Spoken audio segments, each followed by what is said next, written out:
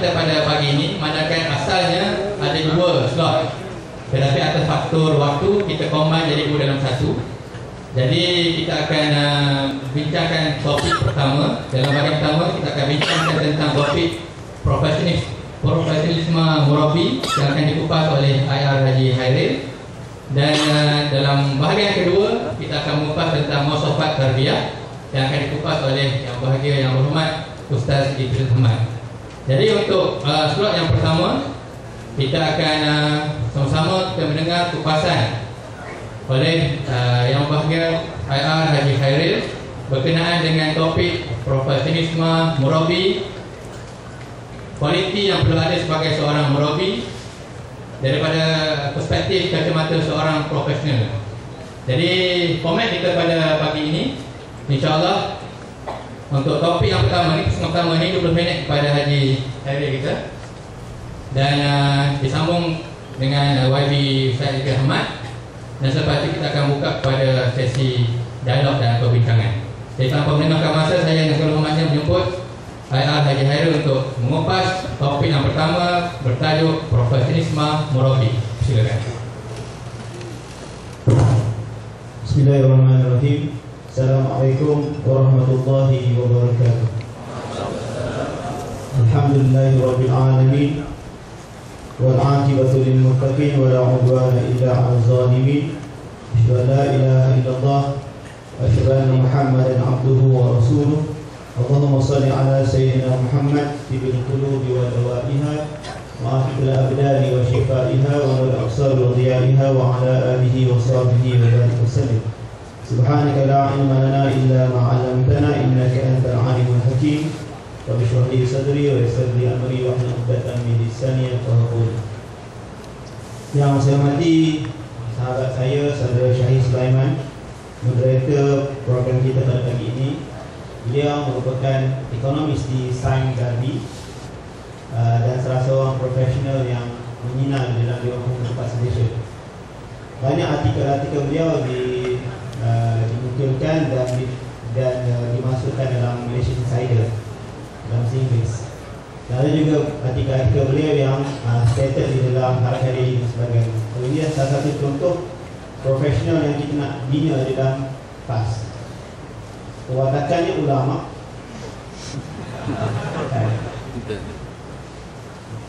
namun kerja buatnya menampakkan sebagai seorang profesional dalam bidang yang dia bersedia.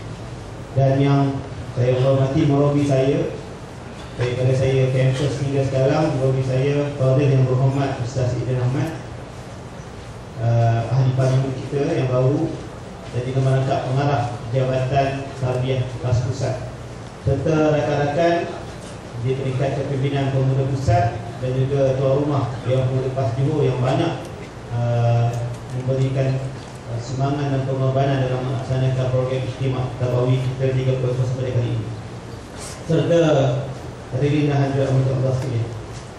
Baik, bila kita membicarakan tentang profesional murabi, tokoh profesional yang paling ulung dalam dunia yang dilahirkan dalam sejarah hidup manusia tidak lain bukan ialah Rasulullah SAW. Allah Ta'ala melahirkan manusia yang bernama Muhammad supaya dia menjadi contoh ikutan kepada kita. Sebab itu Allah Ta'ala memberitahu dalam surah Al-Ahzab ayat 21, A'udzubillahi minasyaitanir rajim. Laqad kana lakum fi Rasulillahi uswatun hasanah liman kana yarjullaha wal yawmal akhir wa dzakarallaha katsiran. Allah Ta'ala memberitahu kepada kita sesungguhnya, demi sesungguhnya telah aku, di situ ada tauhidul lahzi, kan, adalah ada qad. Maknanya mengatakan bahawasanya ayat itu merupakan satu ayat yang penting untuk kita cakna, ambil peringatan. Pada diri Rasulullah ini ada contoh kedua yang terbaik, di mana kalau kita ikut dia ni, kita adalah orang yang mempunyai beberapa karakteristik, ciri-ciri. Di antaranya ialah kita ni orang yang sentiasa mengharapkan keridhaan daripada Allah, dan juga mengharapkan balasan yang baik daripada Allah di hari di sana, hari yang abadi, iaitu hari akhirat. Dan orang inilah orang yang sentiasa mengingat Allah Subhanahu wa taala. Baik itu bila kita berdepan dengan permasalahan ataupun konflik, sama ada sifatnya hari-hari ataupun sifatnya isu semasa, maka kita kena kembali kepada bagaimana reaction yang ditunjukkan oleh Rasulullah sallallahu alaihi wasallam. Sebab itu, bila saya membicarakan tentang profesional murabbi, pada pendapat saya, in my humble opinion, pendapat saya, profesional murabbi ini adalah orang yang faqih di dalam bidangnya tersendiri. Kalau macam tadi kita katakan moderator kita tadi seorang yang pakar dalam bidang ekonomi, saya dalam bidang oil and gas, minyak dan juga gas. Dan ada berbagai lagi badan-badan yang ada dalam pemuda. Contohnya kita ada Juham, golongan lawyers ataupun perguam yang ada dalam pemuda. Kita ada golongan Pakisma, golongan yang the doctors yang ada dalam pemuda. Kita juga ada golongan yang dipanggil professional group dalam pemuda, yang di mana mereka ini seharusnya menjadi seorang yang well-rounded. Dia bukan sekadar well-rounded leaders. Profesional murabbi ini adalah seorang yang juga well-rounded followers. Sebab terkadang kita jangan berasa yang kita berada di atas, kita mesti akan ada ketua. Di mana saja kita berada, kita akan ada ketua. Kalau kita menjadi pemimpin tertinggi di dalam parti politik, khususnya PAS sebagai sebuah ketua, kita akan ada Allah sebagai ketua kita. Maknanya, dalam arti kata lain, apabila kita mengatakan bahawa kita perlu menjadi well-rounded leaders ataupun followers, maka profesional murabbi adalah orang yang faqih. Nak faqih ni dia kena mengaji. Mengaji ni maksudnya apa? Dia kena banyak membaca. Sebagai satu contoh kriteria. Sebab itu Allah Ta'ala jadikan wahyu yang pertama Allah Ta'ala turunkan kepada manusia, Iqra. Dia suruh kita belajar, Iqra, belajar. Sebab itu peserta-peserta istimewa sekalian, sama ada anda semua seorang ustaz, asatizah, ataupun seorang muhandis, seorang engineer, ataupun apa sahaja segmen yang ada yang anda semua sedang berada sekarang ini, kita kena pastikan kita menjadi golongan yang ada ilmu, pakar dalam bidang kita masing-masing. Sebab dengan adanya ilmu ini, maka kita akan memberikan value added kepada perkembangan parti khususnya dan negara secara umumnya. Sebab itu, ada konotasi-konotasi yang barangkali kita boleh ada pengajaran. Di antaranya ialah leaders are readers. Pemimpin adalah orang yang banyak membaca. Apa lagi? You are what you read. Kamu adalah orang yang kamu baca. Kalau kita jenis baca paper, buka-buka pagi-pagi Ahad, buka chapter last, sebab nak tengok EPL punya result, maka kita adalah kaki bola. Muslimat takkan tengoknya. Ataupun kalau kita ni kaki kereta, so kita akan beli news next time, pada satu hari tu jangan kita tentang kereta-kereta baru. Tak. Ada orang yang jenis kata, okey kita baca screening. Screening mana dia baca satu dia tengok, dia mana yang menarik. Nah, mana yang mengambil perhatian dia ambil. Dan sebab itu, sebagai seorang profesional murabbi, untuk mendapat ilmu ni kita banyak membaca semua ruang lingkup ilmu yang ada. Sebab itu saya katakan seorang profesional murabbi itu ia perlu mempunyai ilmu rakyat, ilmu biasa rakyat. Contohnya apa? Jangan kerana kita ni profesional, kita tidak boleh bersama dengan masyarakat. Jangan kita letakkan tanggungjawab bersama dengan masyarakat di bahu ulama-ulama semata-mata. Contoh, leading Yasin, membaca Yasin di malam Jumaat. Walaupun pada hakikatnya membaca surah Kahfi lah yang sepatutnya, tetapi budaya orang Melayu adalah membaca surah Yasin. Sebab apa orang macam kita profesional tak boleh lead baca Yasin? Sedangkan kita di office biasa lead mesyuarat dan sebagainya. Dan kenapa kita harapkan orang tua? Kenapa tidak kita menaikkan diri kita untuk memberikan alternatif kepada rakyat? Itu yang pertama. Kedua, ilmu-ilmu muda. Tak, macam leading tahlil. Tuan-tuan nampak macam apa yang saya sentuh ni agak spesifik, tapi itulah dia rakyat. Dan tuan-tuan kena membaca yang PAS bertanding di kawasan yang kebanyakan yang majoritinya Melayu. Dan orang Melayu ni dia suka pada orang baik. Tak kira dia UMNO ataupun PAS. Dia tak perlu bicara tentang polisi atau agama. Kita dah buat eksperimen dah PRB kita 13 ni. Bila kita bincang manifesto pada orang kampung, dia tak cakna. UMNO boleh spin dengan cara mengatakan PAS tunggangan JAP, PAS membenarkan kalimat Allah digunakan oleh orang Kristian dan sebagainya. Spin itu menyebabkan kita kalah undi di tempat-tempat majoriti yang lain. Namun begitu, ia tidak menafikan kepada kita untuk mengetahui ilmu-ilmu lain yang menjadi alternatif kepada rakyat. Sebab itu profesional murabi, macam saya kata tadi, dia juga perlu memahami ataupun specialize dengan ilmu yang dia bekerja sekarang. Selain daripada kita komit dengan PAS, kita juga perlu menjadi duta PAS di tempat kerja kita. Sebab sekiranya kita pemerintah akan datang, siapa yang akan menjaga pengurusan negara? Saya ambil contoh. Kita nak peranan doktor diperkukuhkan. Kita kena improve peranan doktor. Doktor ni dia ada konflik di antara doktor dengan farmasis. Kalau di UK, sebagai satu contoh, doktor dengan farmasis ni dia tak jalan selari. So dia mengelakkan daripada konflik of interest seorang doktor memberikan ubat yang tidak sepatutnya untuk menguntungkan klinik dia. Dia bagi prescription sahaja. Ini di antara default ataupun kita panggil deficiencies dalam sistem kesihatan negara. Orang kaya boleh mendapat label perubatan taraf A di hospital swasta. Orang kaya yang mampu membeli insurans, dia boleh pergi private hospital. Orang miskin. Sedangkan orang kampung, orang miskin juga adalah rakyat negara. Kenapa mereka diberikan second class di dalam bidang perubatan? Ini perkara yang perlu kita selesaikan, dan orang yang akan selesaikan adalah profesional yang kerjanya doktor tetapi memegang title PAS. Apa lagi?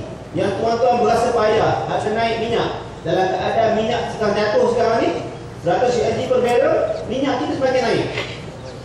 Jadi bila Pakatan Rakyat ataupun PAS pemerintah esok, inilah golongan profesional yang akan terdepan di dalam memberitahu alternatif untuk menyelesaikan masalah negara.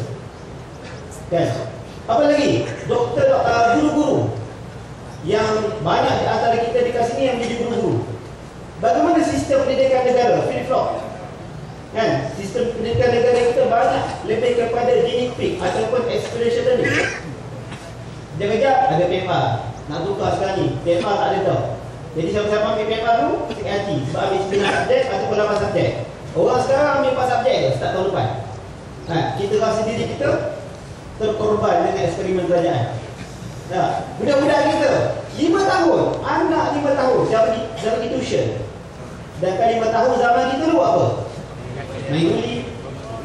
Enjoy your day. Pergi pagi balik petang, pergi pagi balik petang. Sekarang main iPad. Cukup 10 tahun obesity. Saya menyari waktu bukan pemuda. Pergi pemuda lain. Sambil memerlukan banyak tenaga. Mereka gemuk belakang semua kan.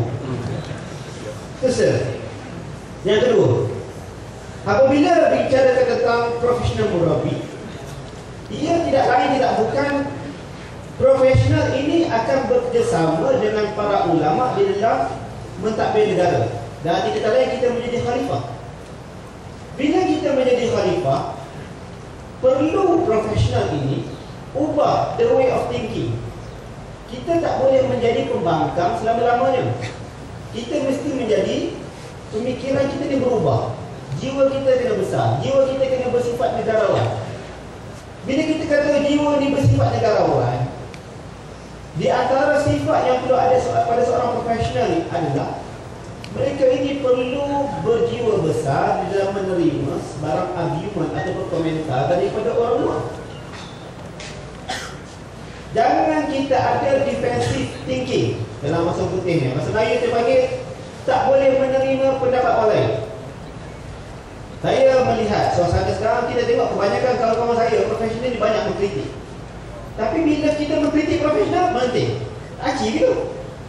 Kita kritik ulama, dan ulama boleh sabar.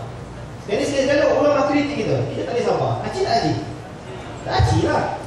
Sedangkan kamu memegang title profesional. Profesional ni orang yang panggil tenang, sabar, melihat fakta, bertindak dengan sistem.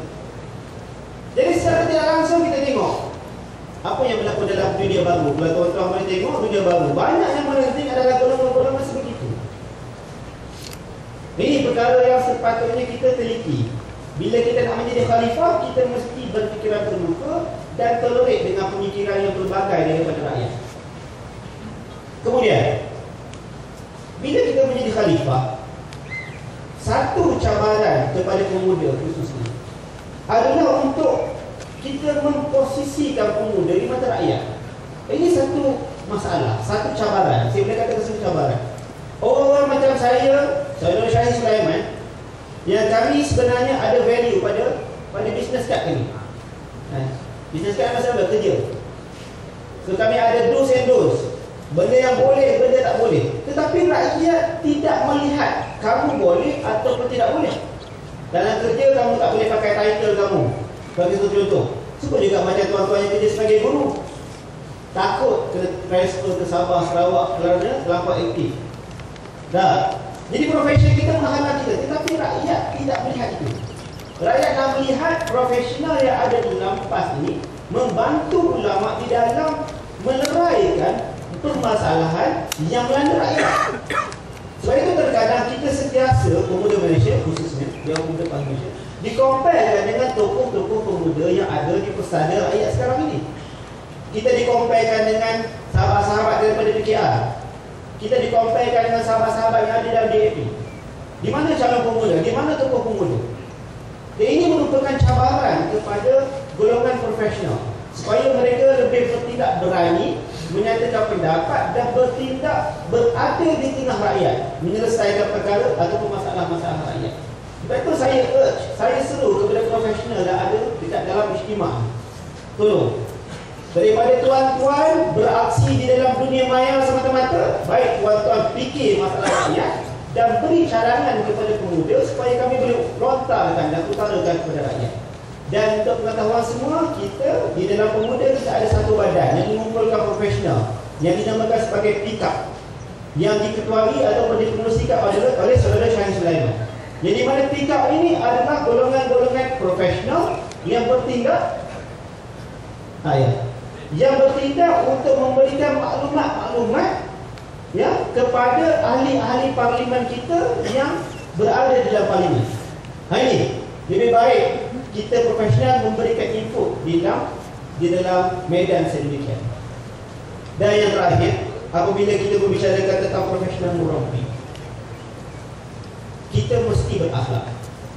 Sebab itu kalau kita sedari apa yang dinyatakan oleh Tuan Guru Presiden di dalam ceramah-ceramah beliau ataupun pengisian-pengisian beliau banyak menekankan kepada kita tentang apa yang membezakan antara gerakan Islam dengan gerakan yang tidak berasaskan Islam adalah jati diri ahli gerakan Islam.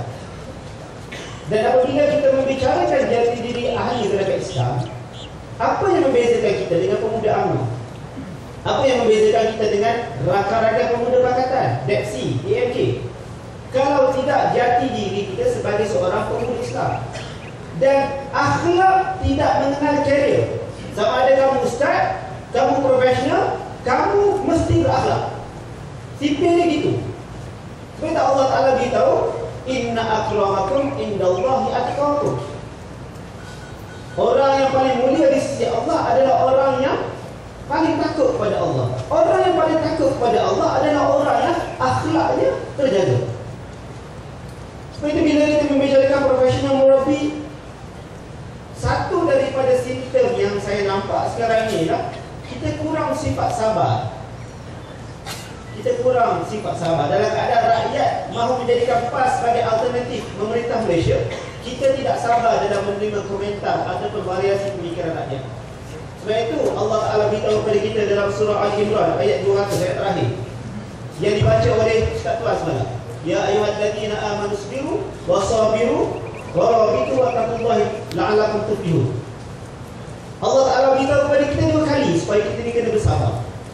Sebab itu saya menyeru kepada semua, dalam keadaan rakyat mendambakan kita sebagai alternatif menggantikan UMNO dan juga Barisan Nasional, profesional murabbi perlulah orang yang sentiasa bersabar dalam melayan kerajaan rakyat. Dan kita perlu bekerjasama dengan golongan ulama untuk mengisi kekosongan ilmu-ilmu kita, khususnya ilmu-ilmu mudah berkaitan dengan fardu ain atau fardu kifayah ayat. Yang ini kita kena mengaji dengan para ulama. Dan yang terakhirnya, dalam 2 minit lagi, apabila berbicara tentang lidah akhlak, saya ingin menyeru kepada semua, sekiranya anda seorang yang profesional, dari sudut adjektifnya, kata sifatnya, bukan pada kata namanya. Maknanya semua orang profesional, sama ada kamu ustaz, kami juga ustaz.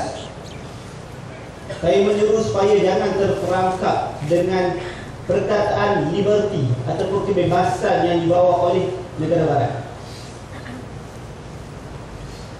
Jangan kerana kita mengambil hak demokrasi, kita boleh cerita apa saja pendapat kita yang kita rasakan betul, yang tidak berteraskan kepada syariah compliance di dalam WhatsApp, di dalam Facebook, di dalam blog. Ini kelemahan kita. Sedangkan Allah Ta'ala beritahu kepada kita, kita ini diikat dengan wahyu. Bila diikat dengan wahyu, dia ada Al-Quran, As-Sunnah, Ijma' dan Qiyas para ulama. Dalam kata lain, kita jangan terpengaruh dengan pendapat sosialis, pendapat demokratis yang mengatakan bahawasanya kita ini bebas menyatakan pendapat kita di mana-mana. Dan kita tidak accountable daripada pendapat kita. Hanya lebih menyedihkan. Dan lebih menyedihkan lagi kalau perkara ini dilaksanakan oleh seorang yang namanya profesional. Jadi mudah-mudahan 3 poin besar yang saya beritahu tadi dapat memberikan input yang baik kepada semua. Wallahu a'lam. Assalamualaikum warahmatullahi wabarakatuh. Waalaikumsalam warahmatullahi wabarakatuh. Terima kasih kepada Ayah Haji Hairil atas kupasan beliau berkenaan dengan tajuk profesional murabi. Kemana dalam tempoh 20 minit saya kira tidak cukup untuk beliau uraikan secara terperinci, dan insyaAllah kita akan sambung dalam sesi soal jawab nanti. Dan insyaAllah kita akan beralih pada topik yang kedua berkenaan dengan muasafat tarbiyah. Tapi sebelum itu suka saya membawa kepada topik kita pada pagi ini. Saya teringat dalam satu usrah bersama-sama dengan adik-adik saya di kampus, kami berdiskusi tentang topik murabitun. Kami mengambil topik akhir daripada kitab Daurah Tadribiyah, terbitan Lajnah Tarbiyah PAS Pusat. Dan saya kira waktu itu tangan-tangan Ustaz Idris Ahmad juga antara yang menerbitkan manas itu. Yang mana dalam topik murabitun itu mengambil istifadah daripada ayat surah Al-An'am yang dibacakan oleh Ustaz Tuan Ibrahim semalam, dan menyebutkan bahawa murabitun ini bukan sekadar petugas penuh masa yang kita faham, petugas penuh masa di markas dan sebagainya, tetapi ada 5 bidang yang memerlukan kepada ilmu, kepakaran dan kemahiran yang perlu ada pada setiap abnaul harakah untuk melayakkan mereka. Kita ini digelar sebagai murabitun. 5 bidang ini, yang pertama saya sebut di sini ialah bidang penyelidikan, bidang research, bidang R&D. Yang kedua, bidang strategi perancangan. Yang ketiga, bidang ekonomi. Yang keempat, bidang undang-undang. Dan yang kelima, bidang penerangan. 5 bidang ini ketika 2001 telah dinukilkan merupakan 5 bidang yang sangat memerlukan kepada murabitun full timer yang mahir, yang kompeten, yang pakar dan berkemahiran. Dan 5 bidang ini masih lagi relevan dan masih lagi memerlukan kepada murabitun yang cukup sifatnya dan cukup kemahirannya dan cukup ilmunya. Jadi untuk menyambung perbincangan kita pada pagi ini, suka saya menjemput tokoh murabi kita, Al-Fadhil Al-Ustaz yang berhormat Ustaz Idris Ahmad, yang mana jika boleh saya sebut dari sini, beliau pada tahun 1997 bertanding sebagai calon untuk tayang kecil Takat Jering, tapi tak berapa menang lah. Kemenangan yang tertangguh. tertangguh sehingga 5 kali masuk pelang raya. Bayangkan tuan-tuan, masuk kalah, masuk lagi, kalah lagi, masuk lagi, kalah lagi, sampai 5 kali. Barulah Allah berikan amanah pada beliau untuk mengikut tanggungjawab sebagai seorang ahli parlimen, mewakili rakyat daripada Bukit Gantang. Dan insyaAllah beliau merupakan tokoh yang saya kira sangat sesuai untuk kita bincangkan 10 muasafah tarbiyah ini. Dan tanpa melengahkan masa, saya silakan yang Fadil Al-Ustaz untuk menyampaikan. Assalamualaikum warahmatullahi wabarakatuh. Alhamdulillahi rabbil alamin. Wassalatu wassalamu ala Rasulillah wa ala alihi wa ashabihi wa man tabi'ahum bi ihsan ila yaumiddin. Rabbi shrah li sadri wa yassir li amri wahlul 'uqdatam min lisani yafqahu qawli. ولا حول ولا قوة إلا بالله العلي العظيم. اللهم يسر ولا تعسر وتمم بالخير. Yang saya kasihi adinda pengurusi saya, Saudara Syahid, dan juga rakan panel pada hari ini, Engineer Haji Khairil selaku Bendahari Dewan Pemuda PAS Malaysia, seluruh sah pimpinan Dewan Pemuda di semua peringkat, ahli jawatan kuasa panitia istimewa terbaru Dewan Pemuda PAS Malaysia kali ketiga, Sahibul Bait Al-Fadil Ustaz Dr. Mahfuz, adik-adik, anak-anak yang saya kasih sekalian, semoga diberikan rahmat kekuatan oleh Allah Subhanahu wa ta'ala. Dia apabila mengambil program pemuda ni, saya duk rasa saya ni ingat muda ni. Sama juga bila saya dimasuk kampus, saya tanya, awak ni beranak tahun bila? Dia beritahu tahun 88 lah, kata ish. Saya berasa baru saya tinggal kampus. 88 tu saya baru keluar daripada kampus untuk first degree saya. Jadi hari ada ni banyakkan 90-an. Jadi bila rasa macam setengah muda. Walaupun sudah umur 50 tahun. 50 tahun. Kalau ikut umur Nabi ni tak lama. Umur ummati baina 60 wa 70. Umur umatku antara 60 hingga 70 tahun. Sebab tu kerajaan bagi umur pencen 60 tahun elok. Sempat makan pencen 3 bulan mati. Jadi sebab itu kita nak habis sisa umur kita ni tak lama lah.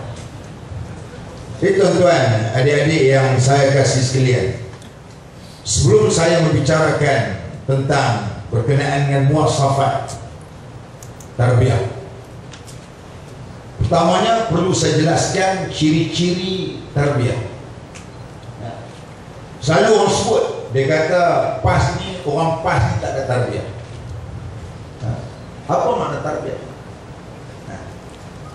Tarbiyah ni mesti mempunyai dengan 3 komponen. Satu ialah kita memahami, kita didik untuk memahami Islam yang sungguh. Kita nak berikan kepahaman Islam yang sungguh. Itu tugas PAS. Sama ada melalui media, kuliah umum, usrah, tamrin, istimewa macam ni. Yang kedua ialah ciri yang kedua, menghayati, untuk membentuk peribadi Muslim yang sejati. Dah kita tahu berkenaan dengan halal, haram, benda ni boleh buat, benda ni tak boleh buat. Ini pakaian yang menutup aurat, ini pakaian yang tidak menutup aurat, kita buat. Ini riba, ini tidak riba. Maknanya kita menghayati tarbiyah. Yang ketiga ialah kita mesti memperjuangkan Islam untuk kita bina kuatan damai. Kita hendak 3 komponen ini, benda yang diajar oleh Nabi SAW kepada kita. Bermula dengan ayat Iqra, baca, faham, kaji, selidik, sampailah mereka ini membina sebuah negara dan damai. Sama juga kita. Kita tak nak kita ini hanyalah ada ilmu, tetapi kita tidak membina peribadi kita sendiri. Macam saya yang mengaji pendidikan Islam, mengaji agama, berapa ramai kadang-kadang kita tengok yang duduk dekat Fakulti Islam UKM, Akademi Islam Universiti Melaya, UAE, Ribi Knowledge, Jordan, Morocco, Qura, Mesir, Madinah. Macam saya dulu kadang-kadang kita tengok kawan-kawan yang mengaji Fakulti Islam, ilmu ada tetapi tidak menghayati. Dalam kuliah diajar wala taqrabu zina, malam dia usung betina. Artinya tak cukup muasafat dari segi komponen tarbiyah tak betul. Sama juga yang mengaji lain. Baru kadang-kadang kita tengok ustazah yang mengajar di sekolah, mak bapak masuk ke sekolah tu confused. Hak yang dia jumpa tu ustazah ataupun cikgu. Guru sains pakai tudung elok, hak yang ustazah hanya pula pakaian dia mengancam keselamatan negara dan ketenteraman awam.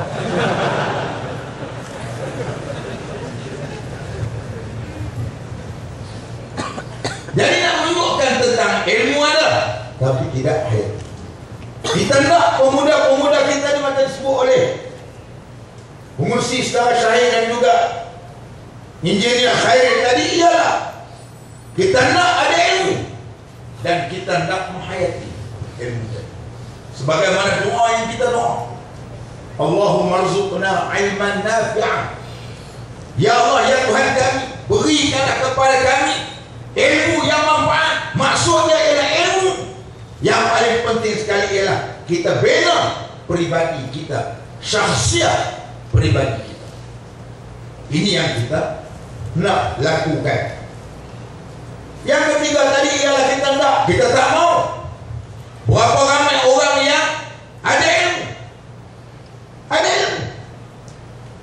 tetapi mereka tidak memperjuangkan agama itu dalam masyarakat. Tak jadi. Berapa ramai kawan-kawan kita yang mengaji tinggi-tinggi, hebat, usul fiqh, qawaid fiqhiyah, tarikh tasyrik', nahwu, sarah, hebat-hebat saja, tetapi mereka tidak membina perjuangan. Mana orang itu tidak dianggap sebagai memenuhi ciri-ciri tarbiyah. Mesti merangkumi dengan 3 komponen, yaitu faham ilmu, bina pribadi dia, dan juga bina jamaah kita. Kita tahu bidang kita, kita deliver, kita berikan untuk parti dan perjuangan. Tidak semesti kadang-kadang silap berlaku kepahaman di kalangan kita.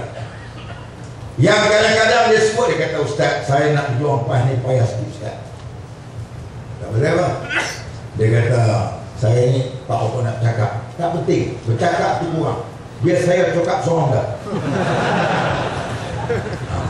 Buat ajarnya ni. Kalau semua bakat nak cakap, siapa nak dengar ceramah? Dapat nak ajar. Saya cukup hormat orang yang cakap tak banyak, kerja dia. Saya ada pengalaman dulu waktu saya menjadi ketua PAS kawasan pergi ganda. Itu pun ada 2 sesi pegang tu. Senyap. Bawa ni orang masuk. Jadi betul. Ada sekarang ni suruh pegang. Saya kata tak salah. Kerja awak, kerja aku ni entah tak boleh buat. Nak pusing Malaysia mau. Semalam saya dah pergi ganda. Pukul 10.30. Pukul 3 pagi dah sampai di sini. Bawa kereta tu profesional sikit. Itu profesional dia tu memang dia punya job spec dia memang bawa kereta ni hebat. Saya banyak juga orang bawa kereta tak boleh tidur, tapi dia bawa kereta saya boleh tidur. Dia pun profesional. Bukan Haswani nama. Dia tu memang hebat. Dia bawa kereta saya, malam saya tak boleh tidur. Dia bawa kereta saya boleh tidur. Ini pun kelebihan Tuhan bagi seorang. Dia kata buat, minta tolong kan kerja kita. Anak buat apa?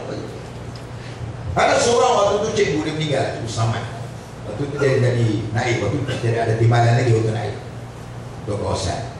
Dia cakap tak banyak kerja. Saya hormat kata cikgu. Bila suruh kerja jalan, semua kerja jalan. Ini kita tengok. Tapi tak boleh lah semua tak boleh cakap lah. Kalau pula pegang tu kan. Maksud dia ialah bidang masing-masing. Kita nak bina kekuatan parti kita. Banyak benar-benar bidang parti ni tuan-tuan. Jangan fikirlah. Soal kadang-kadang dia kata saya ni tak boleh terlibat bila tak pegang jawatan di pusat. Oh kita tak boleh aktif. Padahal banyak ruang-ruang yang boleh terlibat. Tak boleh pegang di peringkat pusat. Kita boleh pegang peringkat negeri. Negeri pun orang tak mau terima kita. Peringkat kawasan. Kawasan pun tak mau terima kita. Cawangan kita. Cawangan pun tak mau terima. Kita bentuk cawangan rumah kita. Apa kita akan cawangan? Bentuk cawangan. Kita tak lari berapa. Tak masalah. Kenapa? Jangan ada orang tamu saya. Ni saya jaga anak isteri saya. Anak menantu saya. Saya pastikan mereka ni kuat-kuat. Mari dia kata. Siapa-siapa nak mari meminang anakku, syarat dia pertama kuat. Agak-agak kita fikir gitu kan. Terus kira besan tu betul soal lain amal kuat. Tapi anak nantu mesti kuat. Ada seorang tuan-tuan yang hebat yang diputua Pahlena. Masih ada lagi. Yang diputua Pahlena. Tu nama Haji Nasir. Saya ingat satu dunia ada seorang yang buat dia. Dia ni kata lah bukan ada dinasti anak-anak itu. Kalau ada alhamdulillah.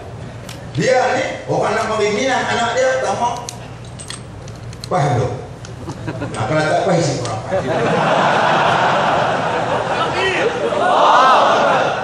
Saya kata Tuan Haji saya pusing sudah duduk lama lepas dia tak jumpa pada Tuan Haji. Hebat. Lepas tu pula anak-anak menentu dia tu pada persarah pada anak-anak dia. Mari musyawarah agung cawangan. Bagi semua main. Semua cawangan kampung itu anak menentu dia. Ayah anak musyawarah agung. Saya tak jumpa manusia anak dia hebat. Kalau ada waktu tak sampai kata saya di mana-mana saya cerita Pak dia. Hebat. Dan dia orang gigih yang pandai cari kewangan, sumber kewangan di Ledah pun strong, duit banyak. Okay. Karena semuanya ialah kita nak cerita tentang sumbangan yang boleh kita beri kepada mati. Banyak tuan-tuan. Jangan dukir benar. Macam kita kata, macam pick up golongan-golongan profesional yang banyak membantu ahli-ahli parlimen. Mereka ni tuan-tuan, muka tak pernah keluar pada harta. Mereka adalah manusia kenal langit, tak kenal di bumi. Lah, yang kita nak lampas ni pahala. Yang kami duduk keluar harta dia orang mulia tengok muka kami. Belum tentu mulia di sisi Allah tahu. Mengingat kita duduk lampas ni tuan-tuan. Nak pahala. Nak pahala ingat yang tu ya. Nak yang tu ya. Jadi banyak benda-benda bidang yang boleh kita buat kerja untuk kita fikirkan untuk mati kita. Okay. Tu orang kadimah. Boleh tunggu?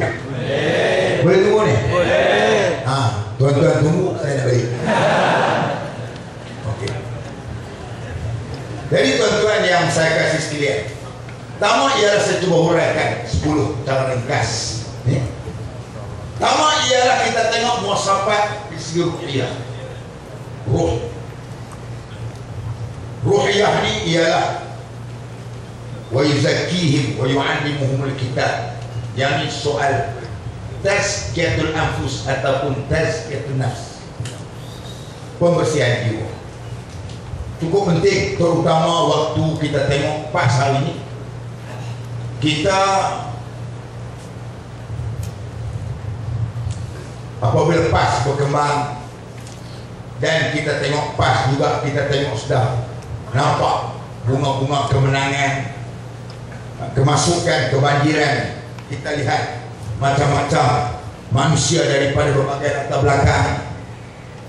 Jadi tarbiyah ruhiyah ini cukup penting untuk nak mendidik diri kita, nak didik diri kita. Sebab itu tarbiyah ruhiyah ini dia lebih kita kena laksanakan melalui program tarbiyah fardiyah. Dia lebih berkesan. Dengan kita ni kadang-kadang saudara Syahid muhasabah saya, kadang-kadang saya nak marah dia, tetapi kita muhasabah diri kita. Aku ni rasa banyak kurang dengan hubungan dengan Tuhan. Aku rasa banyak kurang hubungan aku dengan Quran. Aku rasa banyak kurang aku ni sumbanganku kepada pati. Maknanya di situ akan lahirnya tarbiyah ruhiyah. Dari sinilah kita tengok pada saya tuan-tuan, insya-Allah kalau pakai ada semua sifat macam ni, saya juga berpesan pada diri saya. Asas kepada benda yang merosakkan kadang-kadang ukhuwah dalam jamaah ni ialah soal kita bab-bab tarbiyah ruhiyah ni kadang-kadang kita abaikan. Maka disitulah lahirnya soal riya, sombong. Bukan saja kadang-kadang dia sombong tu di kalangan ulama dengan profesional dengan ulama. Kadang-kadang sama-sama dia boleh sombong. Sombong. Berlakunya 10 akhtar di kalangan mereka. Biasa lah, kau tonton pergi universiti, kalau kita masuk bilik persyarahan, dia pelekeh bilik persyarahan. Sama-sama dia bukan faham apa, sama-sama. Padahal punca dia pasal rosaknya. Ulama kadang-kadang dia pelekeh. Dia mengajar, orang tak ramai. Hak ustaz lain mengajar, dia ramai. Pakai nak marah ustaz hari itu mengajar ramai. Itu pelekeh dia, ilmu tak ada lah, mengaji sekolah hatap lah. Macam nampak sama-sama sombong. Padahal kita patutnya cukup pengkong bidang hak dia yang boleh tarik orang-orang, budak-budak muda. Dia telah ambil tugas. Tugas kita ringan, kita ambil hak dia. Jenis kampung-kampung hantokiang-hantokiang. Dia semua kena ada sikit baru katakan tarbiyah ruhiyah. Ini tarbiyah ruhiyah penting untuk kita nak mendidik benda-benda yang kita perlu ada dalam aspek tarbiyah tadi. Aqliyah, ilmu. Sebab tu Allah Ta'ala turunkan ayat surah Al-Alaq, Iqra bismi rabbikal ladzi khalaq. Tujuan dia ialah tak lain dan tak bukan kita ni orang PAS, pemuda PAS mesti ada ilmu. Zaman hari ini siapa yang menguasai ilmu, dia yang akan pernah menang dalam perang tersebut. Pemuda mesti balik kembali ke pangkal balik begitu. Kita nak hari ini, kita harap kadang-kadang kita tengok hari ini pemuda agak kurang dekat surau masjid berbanding dengan era-era tahun 80-an, zaman kebangkitan Islam abad ke-15 tahun 80-an. Zaman itulah juga berlakunya zaman kepimpinan ulama waktu itu. Kita lihat surau-surau masjid dibanjiri oleh orang muda. Orang muda rajin belajar, datang belajar. Sekarang kita tengok agak kurang, terutama di kawasan-kawasan global. Kita tak ada pemuda kita ni mesti dididik dengan akal dan ilmu yang baik. Karena kita nak lawan orang dengan ilmu ni. Macam-macam disebut oleh orang itu, macam-macam kita tengok izin, fahaman macam-macam. Hari ni orang boleh belajar. Dia tengok, dia tekan Google www, dia tekan apa benda semua. Kebetulan kalau yang dia dapat daripada website betul tak apa, takut salah. Maka sebab itu pemuda mesti belajar. Dengan ada ilmu kita boleh menangkis serangan-serangan yang berada di dalam media baru. Media baru. Janganlah guna Facebook, maka tengah hari tangkap gambar, tangkap kawan. Ini apa barang macam orang? Larang bro. La ilaha illallah. Bagi ke Facebook, bangun tidur. Tak ada maksud politik apa. Gunakan benda ni untuk nak sebarkan dakwah, perjuangan kita dan serang musuh yang serang. Mesti ada ilmu. Kalau tak ada ilmu tak boleh. Yang ketiga, dinia, ibadah. Ibadah kena jaga. Semayang kita ni semayang, kita kena ada tertib. Begitu juga dengan bacaan-bacaan kita. Kita nak supaya, sebab tu saya harapkan sampai hari ini pun saya tak tahu lah dia atau tidak. Zaman saya sudah gagal lah. Saya nak wujudkan tentang 10 usrah nuqabah di peringkat kawasan 10 nuqabah yang dipilih bukan berdasarkan pada ranking parti. Kadang-kadang ketua pemuda pun tak masuk dalam kawasan. Kita nak apa dia? Supaya pemuda-pemuda walaupun dia engineering, dia boleh hafal beberapa surah dalam Quran, beberapa hadis. Kita nak berlatih nuqabah, naqid. Kita nak supaya itu kau yang belakang. Dan ibadat kita, warattilil Qur'ana tartila. Quran kita baca dengan tertib. Kadang-kadang kita tengok zaman-zaman dulu, kita tengok ada pelajar-pelajar kita yang mengaji daripada UTM, civil engineering, mengaji dan surveyor, yang ITM sebagainya, bukan background agama. Hari Jumaat balik kampung baca surah sejadah. Surah sejadah. Orang heran, awak ni mengaji buku Islam kan, buku apa? Apa saya dia tengok setengah mengaji agama, surah sejadah dia tak baca, harap sujud atas sejadah. Jadi dia heran. Zaman tu tuan-tuan, kita memang tidak rutin lagi. Tapi kita itu maksud tadi.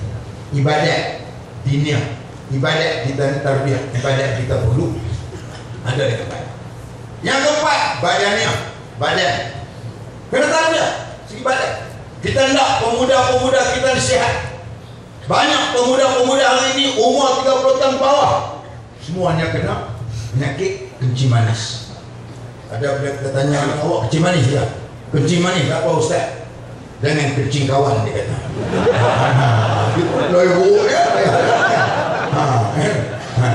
Tak boleh kencing kawan pun tak boleh, kencing manis pun tak boleh. Kita mengelak. Apa tidak kita kadang-kadang kita lihat lepas program sebagainya, IT dan kita kalau umur 30 tahun bawah, kita nak pergi ke jauh tak boleh dah. Tak boleh pergi. Memang tenaga waktu muda ni hebat. Saya dulu boleh drive kereta, pergi balik setakat 2 jam, pergi 2 jam balik boleh. Sekarang tak boleh. Sekarang lepas ceramah balik, tak boleh, setengah jam pun tak boleh solat. Kadang-kadang bila lepas ceramah tu kawan bawa, tak sempat nak tukar gear 3, tidur. Tidur dah sebab gear 3. Letih maknanya umur. Tapi kalau kena kencing manis macam sebab tu mana penyakit lah kita kena jaga. Jagalah soalan, kena soalan maknanya kita perlu ada benda betul. Ini kena ada al-jismus salim, al-aqlus salim. Kita kena tengok benda, kena ada riyadhah. Sebab buatlah, tak semestinya kita nak benda besar-besar. Ni kadang-kadang kita tengok kalau pemuda kita yang minum tak jaga benda betul. Tak betul. Ni ada tarbiyah kita. Tarbiyah kita kena ingat. Kena ingat benda ni. Jangan kita duk fikir nak sedap makan. Kita fikir, awak fikir apa? Kita nak makan lama. Nampak tak? Nak makan lama. Tak usah mereka bagi nasi lemak ke jamu. Oh, jom. Saya kata nak makan tu kita ke darah. Saya begitu, saya makan sikit kan. Saya apa? Saya dah makan lama dah. Umur 50 tahun dah makan lama dah. Yang awak pun makan tak pernah makan banyak pun. Benar. Okey, badannya maknanya ini tarbiyah kan. Kemudian khuluqiyah maknanya akhlak. Akhlak ma'ruf. Benda yang perlu ada. Kita tak, orang tengok tak semestinya kita pakai topi apa. Tulis atas kepala topi apa, pakai lencana apa, beli semua apa. Tak mesti begitu. Tak mesti begitu. Tapi akhlak kita.